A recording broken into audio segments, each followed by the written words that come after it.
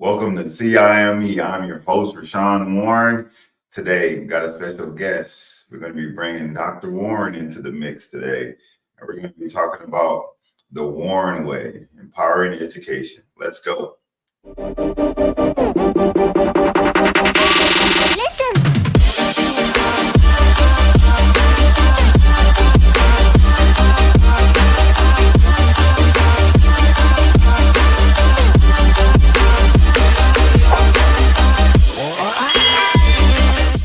Hey, I am here. It's me, your host, Rashawn. Dr. Warren, come on into the fray. So how you doing today? I'm doing great. Thank you so much for inviting me. I'm excited to be here all the way from Texas. All right. So, Dr. Warren, tell us a little bit about yourself. Well, I tell you, I'm now in my mid 50s, and where I'm at now is not where I thought I was going to be when I was guessing my life courses in my early 20s. But one thing is for sure, I knew growing up that I was supposed to go to college. My parents wanted me to go to college. But when I got there, I found that I really did not have a huge why. And because of that, I was not successful. So I actually got a ticket to the house about sophomore year because I was rocking a 1.8 GPA. And I tell you, after working for my parents' business for a while, I really had to find something that gave me a drive in life. And so at that point in time, it was sports nutrition. And so I went back to school and I was finally successful. Yes, it took me 6 years. But you're probably asking, well, then why aren't you a dietitian today? Well, life has its twists and turns. And after a stint out of the country, I came back and really found that degree was not getting me where we needed to be. So just digging deep, I was like, well, what do I really enjoy doing? And that was teaching and helping to grow others. And that's how I found myself in education. All right. Hey, well, there's a lot going on. We're not too different. I was one of those students that had to find his way. That's the easy way to saying, yeah, my GPA was bad and I had to figure it Yeah. out. All right. So now that you're at this point, you kind of went through the trials and tribulations of becoming a better you, Yes. and now you're in the field of education after you had that 1.8 GPA. How does all that work? You have a 1.8 GPA, and then all of a sudden, you know what? I'm going into education.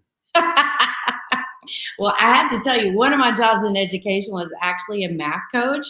That didn't last very long. That was for a year. And my parents and I always got a big kick out of that because math was always a struggle. But I tell you what, every step of the way, and regardless of whether you're in education or if you're in any organization or business, every step I've taken has really been a great foundation to lead me to where I'm at today. And so those skills are important. And so, for example, whenever you are, when I was an assistant principal, man, I thought I was a great assistant principal. I had some great skills, but those skills weren't going to take me to the next level, right?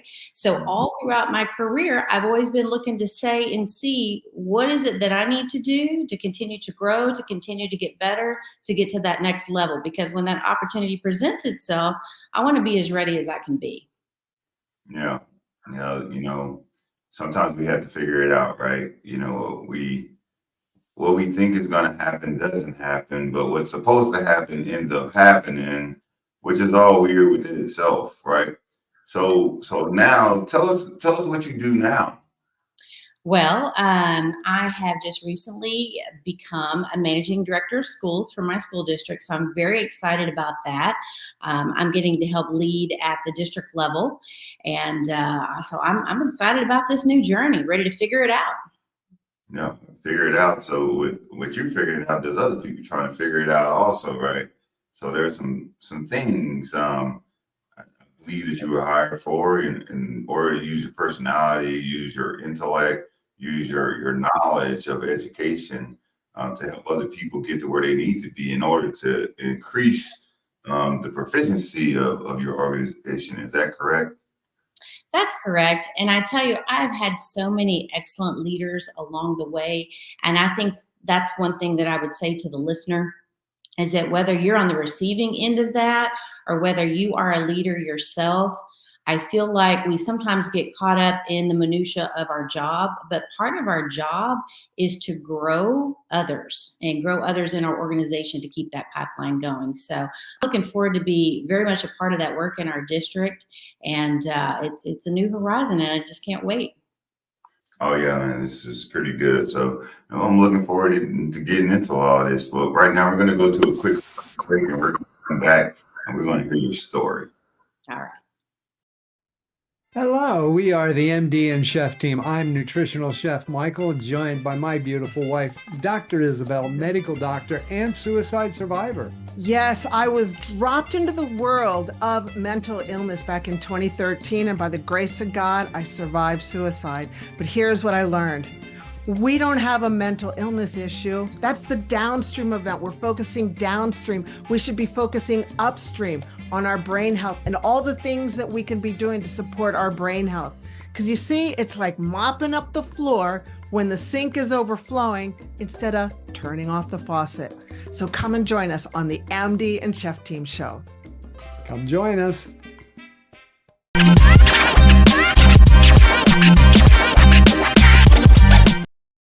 All right, so we're back. So we're gonna get in a little bit more into this story of you, right?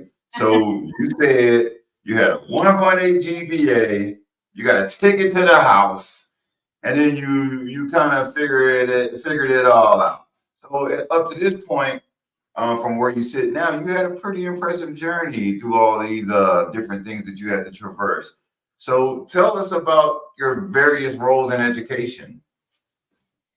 Well, like most professions, there is an echelon of skills and things that you have to do. And so, I started out as classroom teacher, and I always talk about the tap. And along the way, I've had people tap me. Sometimes I wasn't even looking for that next position, right?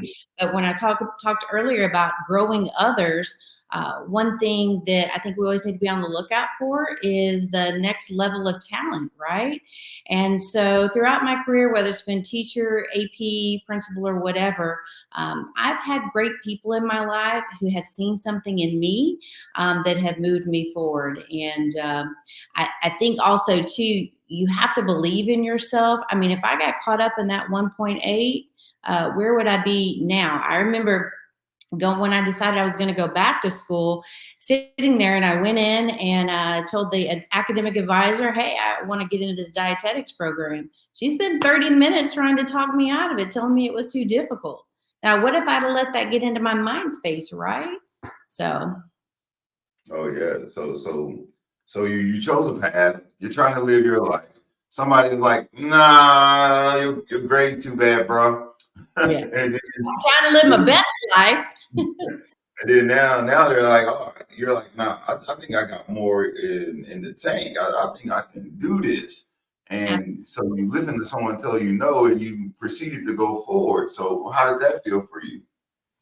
Well, I tell you, I've always believed in myself, and I think you can attest to that. You have to have self-belief, right? And so often we believe in that imposter syndrome, like, right? Like we can't do it, and we let people get into our head. And so it's really important that if you set a goal or if there's something you want to do, you have to stay focused and you have to stay driven.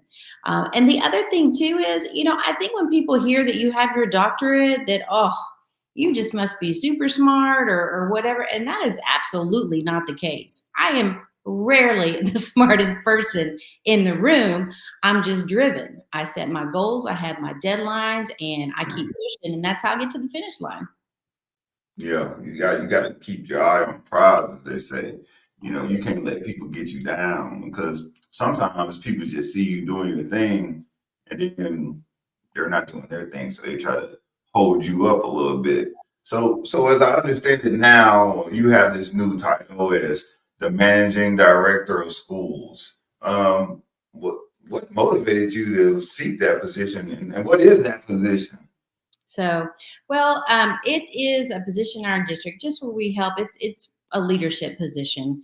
And so we're going to help support leadership and different pipelines and growing principals in our district. So again, I'm very excited about that and excited about that work. What sought me to go after that position is, I always feel like, for me personally, I am a goal-oriented person. And I'm always looking to better myself. I'm a lifelong learner. And so when this position became available, I understand it could have been a no. Believe me, I've had many setbacks in my life and I've had many no's. I think sometimes we let that no mean never. And that's not the case. And so I just kept pushing forward. And hey, listen, worst thing they could do is say, nope, you're not the right person. And then I just keep it moving, right? Oh yeah, yeah. No sometimes mean never. That's pretty good, that some people take that defeatist attitude, right? And once they were given a no, then they're like, oh, yep, it's done. Let me go look for something else. This ain't for me. I think we would all be surprised at how many people adopt that methodology of thinking, you know. Yeah. So you had this journey from struggling academically to obtaining a doctorate, and that's pretty inspiring within itself. But how do you encourage others, facing similar challenges? Like, what would you say to them if they're like, you know what, I just can't do it. I've been down and out. Things ain't working out for me right now. What would you say to those people? Well, one thing I always tell people and I talk to people about is I say, if not you, then who? And if there's nothing else that anybody takes from our discussion today, I hope that they remember that. If not you, then who? Sometimes we get so afraid of that no that we let that paralyze us. And so we don't want to push forward. We don't want to step out there. We feel like we're not the right person for the position. There's no way I could do it, which, by the way, who works into a position and knows everything right away, right? That's just not real life. And so what I would say is that you can't let your being scared keep you from taking those chances. And believe me, sometimes I had to look at myself and tell myself in the mirror, hey, if not you, then who? So it's not that I have this unbound confidence, but I always want people to remember that if you don't take a chance, you're never going to know the what ifs. And how many times have we been in a position where somebody's gotten a job and behind the scenes we're like, man, I can't believe that cat got that job. But did you even apply yourself? And if you didn't, then we really don't have any room to talk now, do we? Oh no, that's true. If not you, then who? I think from listening to you talk right now, I kind of take a look at it, kind of like, if you truly want to be successful, if you truly want to do something, you'll start moving toward that direction. I read this book. It's called 100 Ways to Motivate Yourself. It's by Stephen Chandler. And in that book, he talks about how he uses Arnold Schwarzenegger as an example. He talks about Arnold Schwarzenegger wanting to be the world's greatest action hero ever. But at that time, he was a bodybuilder when Stephen Chandler interviewed him. And when when Stephen Chandler interviewed him, he said, hey, what is your goal? And Arnold was like, I'm going to be the best action hero ever. And Stephen Chandler said he laughed at him because he was like this big, bulky guy. He barely spoke where people could understand him. But look at where he's at now. Absolutely. And like you're saying, if not you, then who? It was his mindset. He said that he wanted to be something, and he started living every day as if he was already that. And then subsequently, he became that. So if for you all out there, if not you, then who, right? Then who? Yeah. But you talked about this imposter syndrome. So the imposter syndrome affects many professionals these days. How do you overcome it, and what advice would you have for others battling self-doubt? Well, listen, if you're putting yourself out there, there are very few people in this world that get a yes every time, right? So I remember my very first huge setback was a job I really wanted. It was moving to what I thought was my dream job at the time, which was being a principal. And man, I didn't get it. And there were like 7 positions, like really. And so that was tough to take. And so I really had to go through all the feels. And I'm not saying that you can't feel that way, right? Feel sad, feel upset, feel mad, feel angry. But what you have to do is you have to stop, and you can't say it's everybody else, right? Because you have to refocus and you have to reflect on you. And so when I'm in a situation like that, I say, okay, all right, I go through everything that I need to feel, but then I'm like, what do I need to do then to set myself up for success in the future? And so we really got to stop and reassess. And so in my situation, I'm great with people. I'm super great at culture, relationships. That's like my wheelhouse, right?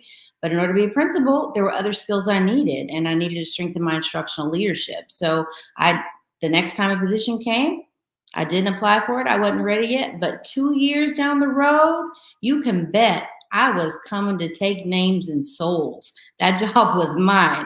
And if it wasn't mine here, it was going to be mine somewhere else. So that's what I'd say when it comes to imposter syndrome is don't let that no keep you from continuing to grow. But then you really have to assess yourself. And sometimes it's just not the right fit. Sometimes it's not even that you had a bad day. It's just that there were others that perhaps did better on that particular day or were a better fit for that position. Yeah, self-assessment may not be your time. Work on yourself, develop you. Those are all the things that play into what you have to do in order to become your greater self. Self-doubt is present in everyone.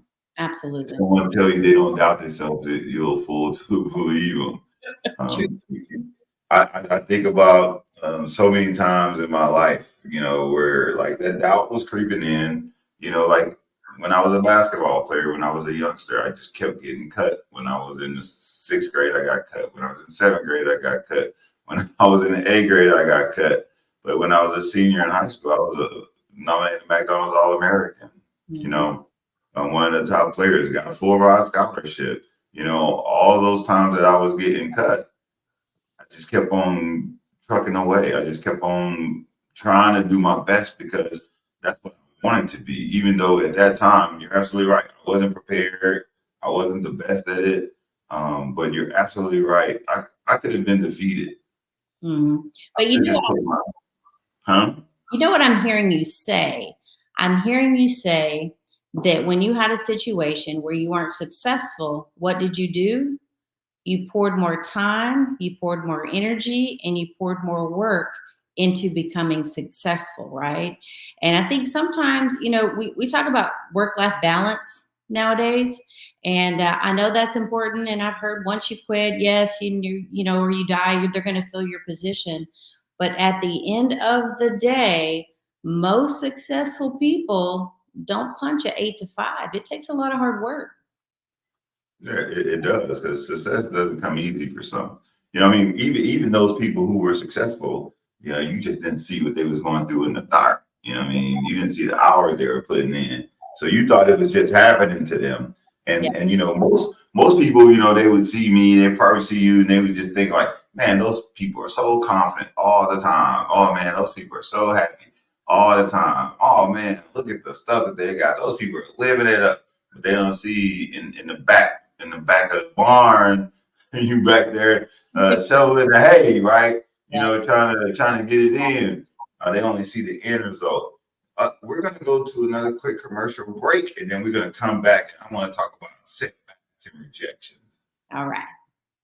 Hey, I'm Micah McCreary. And I'm Rich Fry, and welcome to True X Outdoors, The ultimate outdoor show. So come tag along with us as we experience thrilling adventures in hunting and fishing. From the mountains to the rivers, we'll bring you the most action-packed outdoor experiences. True X Outdoors.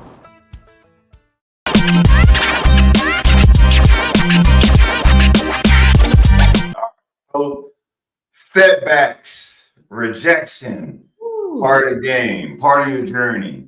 Can you share a specific setback that taught you a valuable lesson? A specific one, man, there have been many. I think I alluded to the setback whenever I was first trying to become a principal. And that taught me something. But I will tell you, now that not just that you got to continue to refocus yourself and grow and figure out what it is that didn't work at that point in time. But now that I've been on the flip side of that table, I realize that sometimes again, it's not me. It's just that maybe that wasn't my day. Maybe there were some other people there that brought some different skills to the game, and that's okay.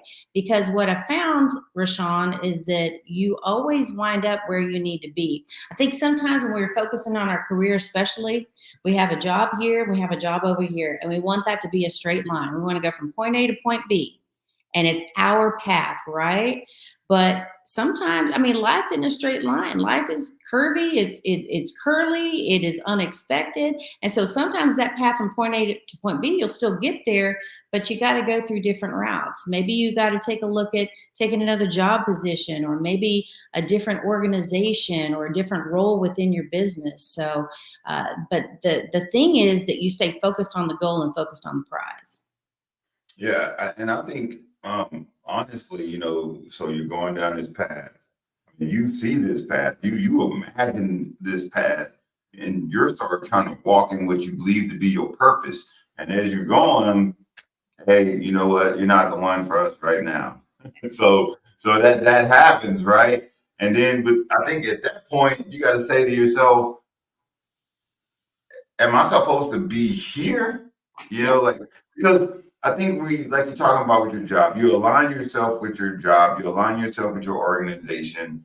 And sometimes when you align yourself with that, you forget about all of this other stuff that really is life. You Yes. make your job your life. And Yeah. really that's just your job. No matter how you look at it, it's just your job. And you got all of these other things that consume probably 90% of your day, but you only use that 10% to say this is who I am. What do you think about that? Do you believe that to be true? I wholeheartedly agree. I was reflecting on this earlier, and I was talking to somebody else, and I really think for the Warrens, it's like in our DNA. I mean, we are very focused on our job. We're leaders in our organizations. We talk a lot of leadership together, and so that could very easily become your sole identity. Now, mind you, I'm a mother. I am a military spouse, and I have a lot of other things that I do. But I think sometimes when you identify with your profession as being who you are, that can sometimes make it really difficult. Oh yeah. And, I'm a military guy. Um, Everything I think about and do most of the day is dealing with the military. But I always tell people, like, I don't feel like I'm a military guy because I still feel like I'm just Rashawn. I'm like Rashawn Warren, who happens to be in the military. But when I go to work, I'm gonna do my best, my absolute best. And it's the same when I was a basketball player.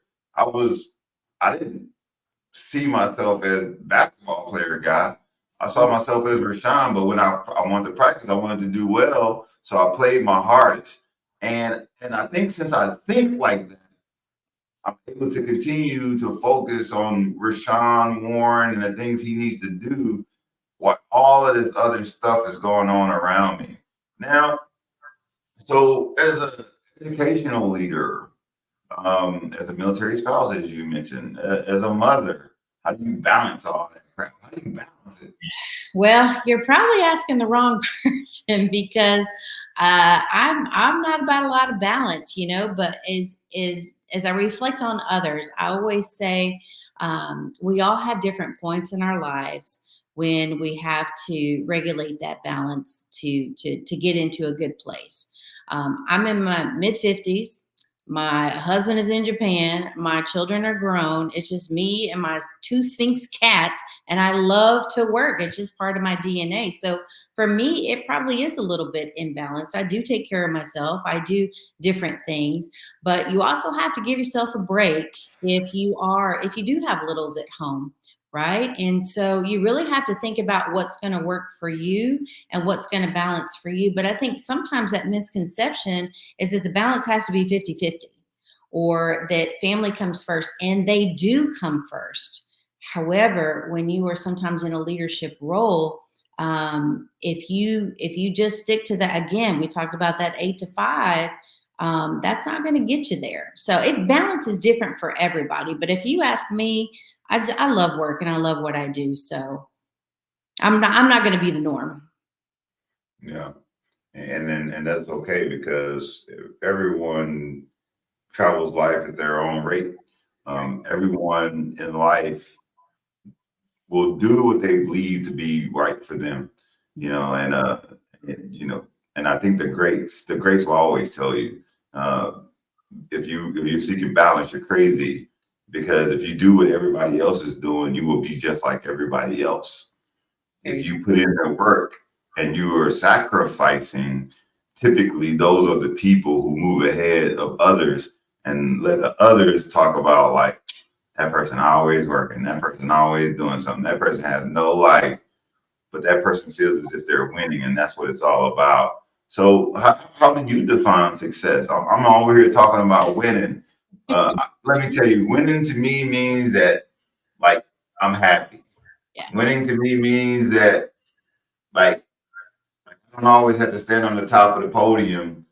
But if I get to where I saw myself from the get-go, I believe I won. Like, when I joined the military, I thought about, like, man, I just got to do 20 years so this boy can go to college for free, and now he's in college for free and he's almost done. And I just really felt like I won. I'm like, man, golly, I did what I was supposed to do. But some people don't see it like that. Right. People think, like, man, I'm supposed to get here and I didn't get there. Man, I failed at what I was supposed to do. Well, how do you define success? Well, success has changed for me over the years, right? I've been in this game for 22 years. And so, really, success for me today is helping other people be successful. So, when other people are successful, that's when I feel success. That's what I live for. In my early 20s, success might have been, we think about the 20 somethings and it's the position or it's the lifestyle or it's the money, and those things are great. But as you evolve, success is different for everyone, but for me it's truly helping others be successful. And when I first started, it was the four walls and my 22 students, right? And then as I evolved into the principalship, it was about the success of my building and my organization. And then now it's evolved even further. And so I think every time we move into a different position, we have to think about our success and our impact on others. But that's truly what makes me happy. It's helping others. Yeah, so helping others, but has your definition of success evolved over the course of your career? Like, so when you started, what was success to you? And now, what is success to you? Well, like I said, sometimes whenever we're younger, we relish the not positional power, but the positional leadership, or, we're excited to be able, it's all about the bills too. You got to pay the bills, you got to make the car payment. So you're loving that extra paycheck, right? And so those things are important. But for me, and I think that's one reason why I've been successful in my career, is that what brings me great joy and pride is the leadership aspect of providing feedback, coaching others, helping grow others to be their best selves. So whether that's been as a teacher or where I'm at now, that has always been what has been my driver. So do you believe that you are self-made and that's how success came about for you? That is the $1 million question, isn't it? That's are you born a leader, or can you acquire the leadership skills? And I think when I look at myself and even looking at you, I think that to some extent you are born with that and it is intrinsically in you, but I also think that you can foster that as well. So I don't know that I answered your question, because that's such a deep concept, and I sometimes wonder that myself. So Yeah, I asked you that question because I'm thinking about, you know, self-made success. I heard this quote once and it said, all of us are self-made, but only the successful are willing to admit it. So when you do things, you're like, I did it. You probably pound your chest. I knocked it out. It was me. I like to thank me for all of this hard work I've done. But if you, Okay, if Snoop. you, yeah, but if you fail, you don't say, Yeah. I did it. I failed. You say, hey, it was because of some external value that I didn't make it. So when I ask that question, I'm just saying, like, as you traverse through life, you already said, I'm putting in the work. Yeah. I'm doing this extra stuff. I failed and I got back up.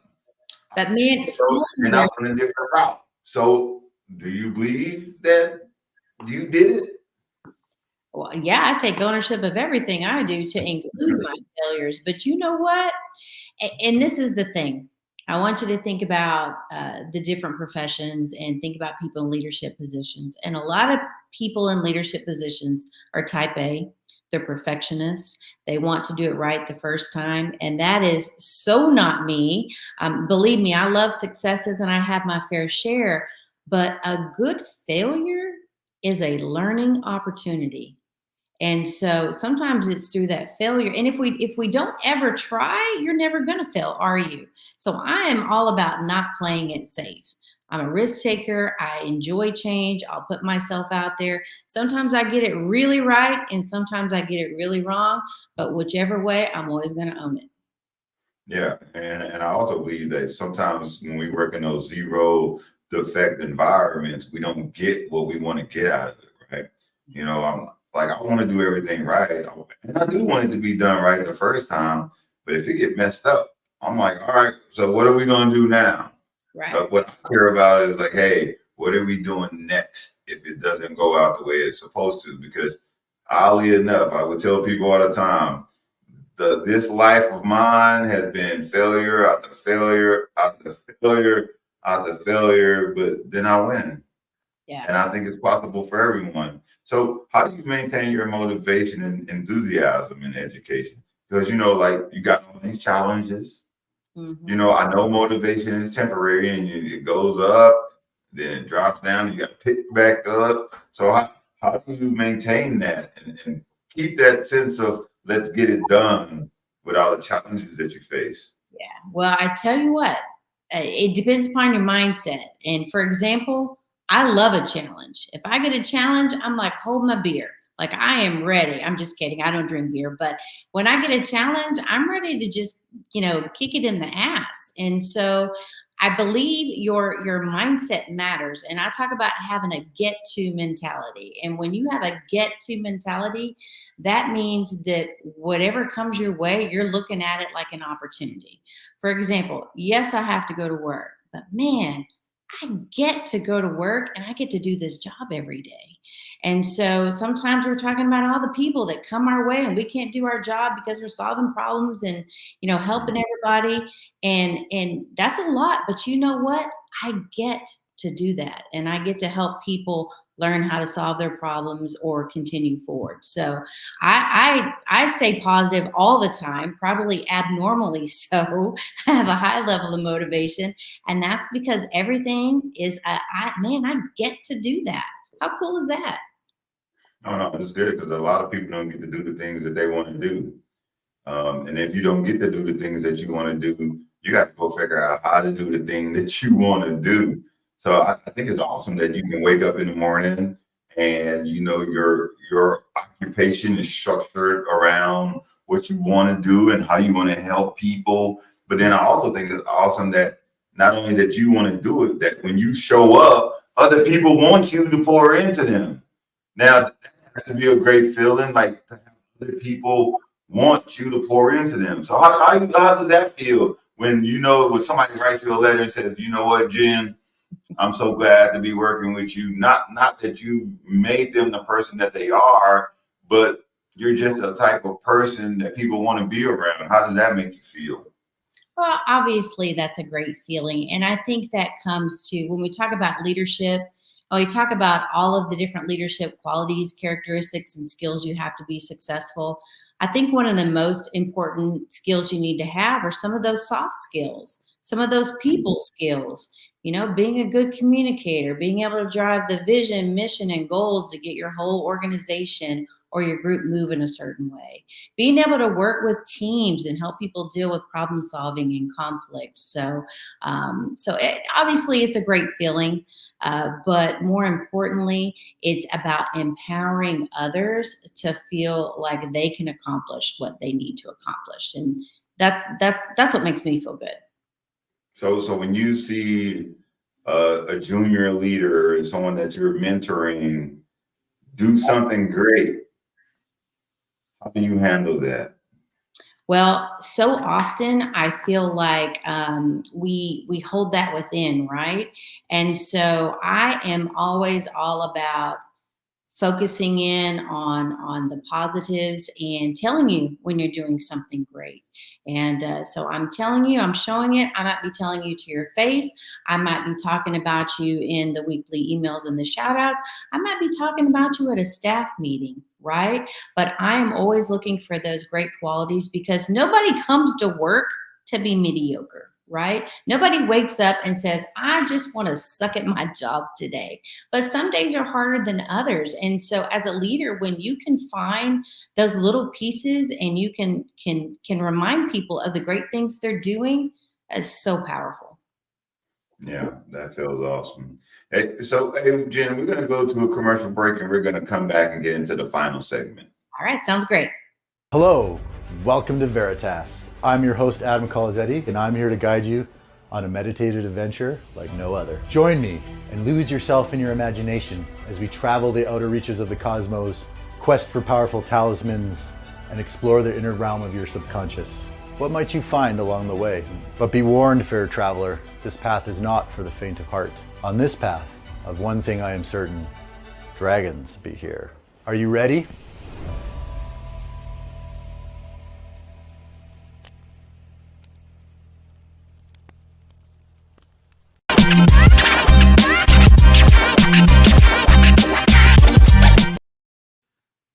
So, Jennifer Warren.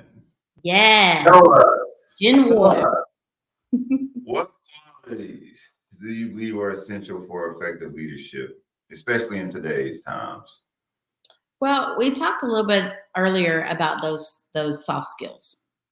I think those are extremely important. So, but not to just reiterate what I've already said, I believe the other qualities which are really important is, have you ever had anybody ask you what is your leadership style? Right. And if you think about it, there are probably 100 different leadership styles out there. And a lot of times we'll hear, especially in education, I'm a servant leader or I'm a transformational leader. And so I believe one of the strongest leadership skills or characteristics that somebody can have is to be a great situational leader, right? Because a good leader wears many hats throughout the day. And so you have to be whatever kind of leadership is needed at that point in time and at that moment. So really being able to broaden yourself. And if you'd asked me 20 years ago, I'd have said, oh, I'm a servant leader. Well, that's great, but that's not going to be effective in every single situation. Oh, yeah. Now that listening to you, I'm thinking, right, what type of leader am I? Right? Because I don't think I know what type of leader I am. You're going to Because, think about that, aren't you? huh? You're going to have to think about that, aren't you? Well, because I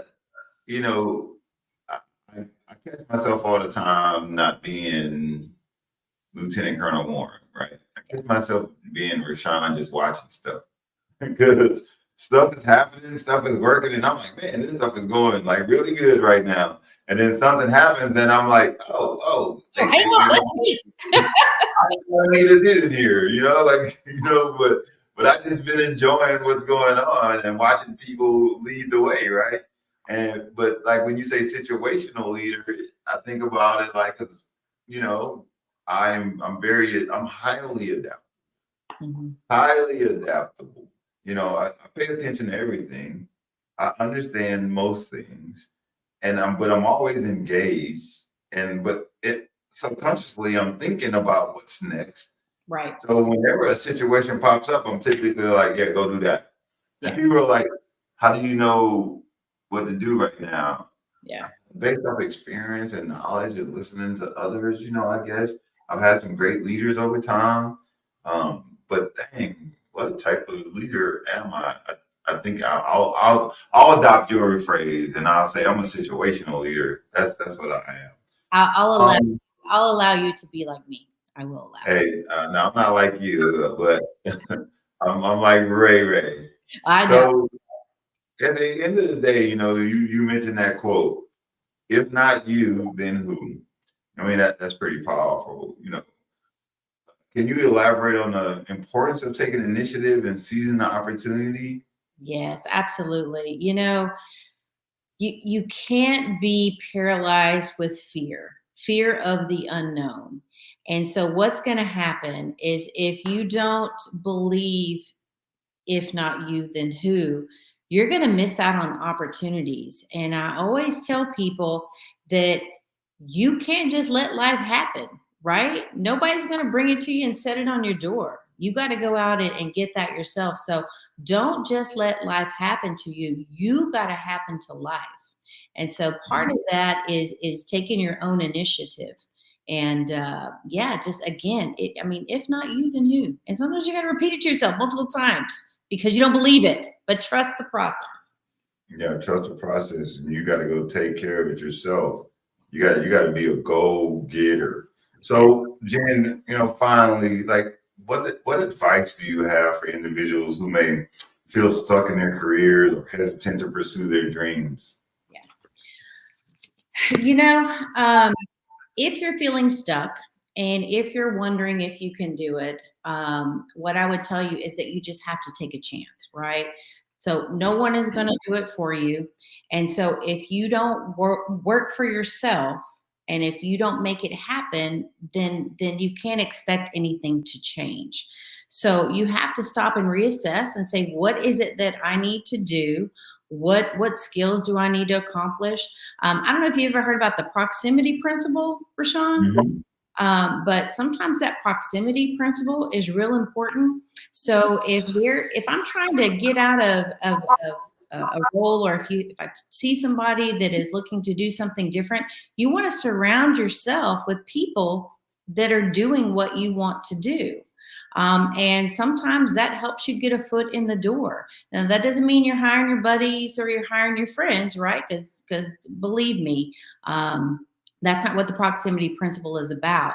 But you start surrounding yourself with people that are doing what you want to do. And pretty soon, you're going to start talking different.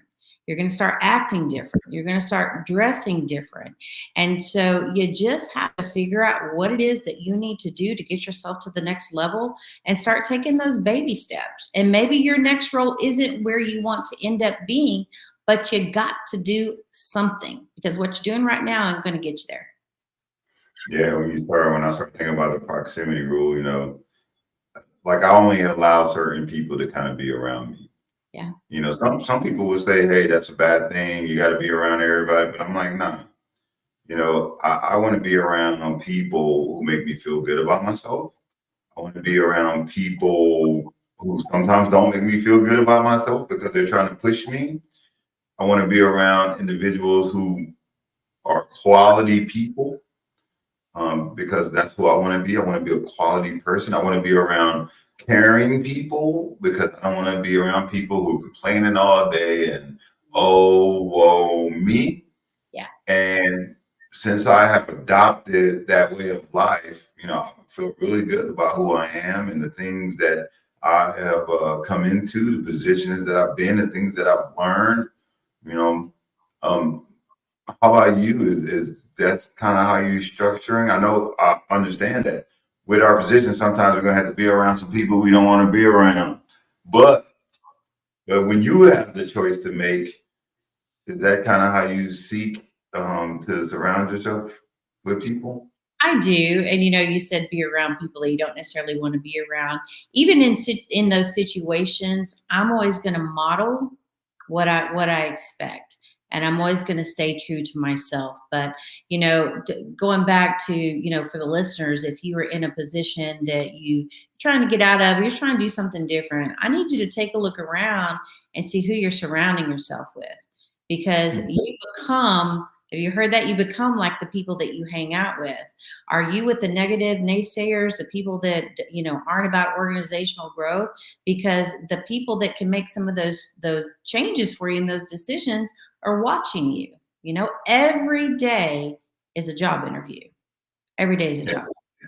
Yeah, I heard this quote from Les Brown once before. He says, if you hang out with losers, you will end up a loser unconsciously.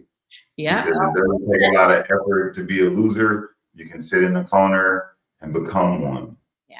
But it's incumbent upon you to say, hey, and it takes some work for you to be like, hey, I'm going to make this decision and this is what I'm going to stick with. And I think that starts to play into your morals and values or who you are as an individual. So I'm going to pass the mic over to you, Jen. What are your final thoughts? And if you were to leave the people out there listening today with one thing, what would it be? Well, I want to say thank you for the opportunity. It has been wonderful to sit down and share and talk and collaborate. So I appreciate the opportunity to be on your show. And I just want people to walk away. If you walk away with anything else, I want you to walk away with a belief in that you can accomplish whatever it is you want to out there. You just have to put forth some effort and you have to believe in yourself more than anything in this world. Okay. Even if there is nobody out there that's going to believe in you, you have to believe in yourself. And it just sometimes when I'm in my mid 50s. I didn't graduate with my doctorate until my late 40s, right? Sometimes I think when we're in our 50s or 60s, we think that our life is over, and that is far from the case. So we have a lot of life left in us, even though sometimes you may not think so since you're a little bit younger than me. But I would say that you just have to never, ever think that you're too old or that you can't accomplish, because you can. So if somebody wanted to get a hold of Dr. Warren, how would they do that? Well, I would say they could reach out to the show if they wanted to get a hold of me. That's probably going to be the best way. All right. So, hey, today, everyone, thank you for joining our show. Thank you for being on and sharing your perspective and your wisdom in your ripe old age. Wisdom. We really appreciate it. Hey, and to everyone that's out there watching today, hey, thanks for tuning in to See I Am Me, and we will catch up with you at another time. We're out. Thanks.